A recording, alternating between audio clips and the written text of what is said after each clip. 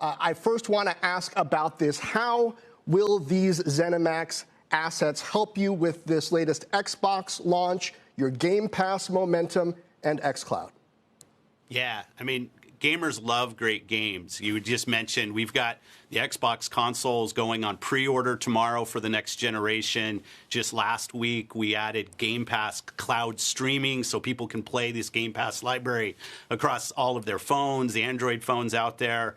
And then obviously Game Pass, which is the largest game content subscription out there, 15 million subscribers and growing.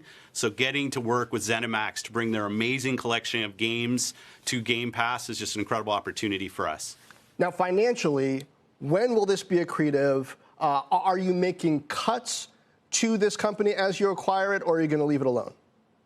Our plan is to leave it alone. I mean, ZeniMax has an amazing track record of building great games. Our goal is to make ZeniMax the best ZeniMax they can be, working individually with their studios on the great platform technology that we have, getting their creators' feedback into the things that we need to go build. That's just a critical flywheel for us innovating, is the feedback of the world's best creators on our platforms. Tell me about the gaming ecosystems overall. Microsoft has spoken out against the way that Apple controls its App Store on those lines, but how is that really different from the percentage that console makers take on games on their platforms?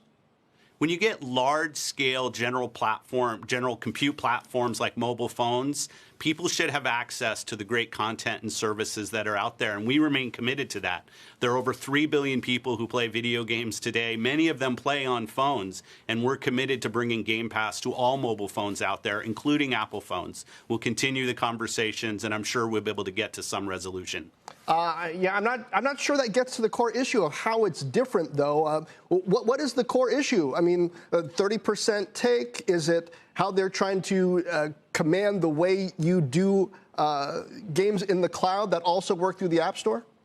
Our biggest issue isn't a financial issue. Our biggest issue is that cloud game streaming apps are actually not allowed in the way that Game Pass is built for other platforms. So for us, this is about gamers having great access to the content from the creators they love on the devices they own. Play the games that you want with the community that you want to play on the devices that you have. That's our goal.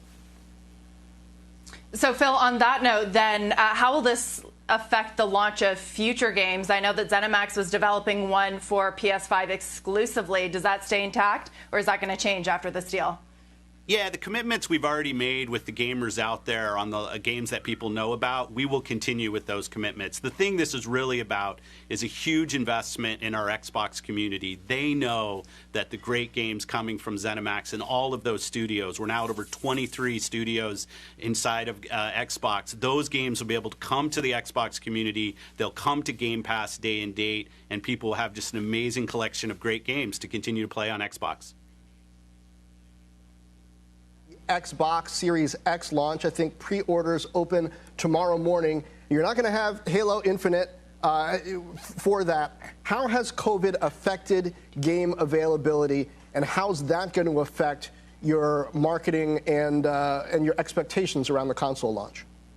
Yeah, with people sheltering in place, work from home, we've seen incredible engagement in the gaming community over the last few months, and we're really proud of the way that gaming has been able to play such a pivotal role for people. But you're absolutely right. Games today are hundreds of people coming together to build these massive games, and it's important that we're conscious of the safety of our teams, and it does have an impact on production, and you're seeing some of that out there. But when we look at this launch and people's appetite for gaming right now, we're very bullish on how our pre-orders are going to go tomorrow. We have the most powerful console in the market. We have the most affordable console in the market. We've got things like Xbox All Access that allow people to join this next generation of gaming for $24.99 a month, no upfront cost. You get a console and Game Pass. In times like this, I think that accessibility of price point and offer is really, really important.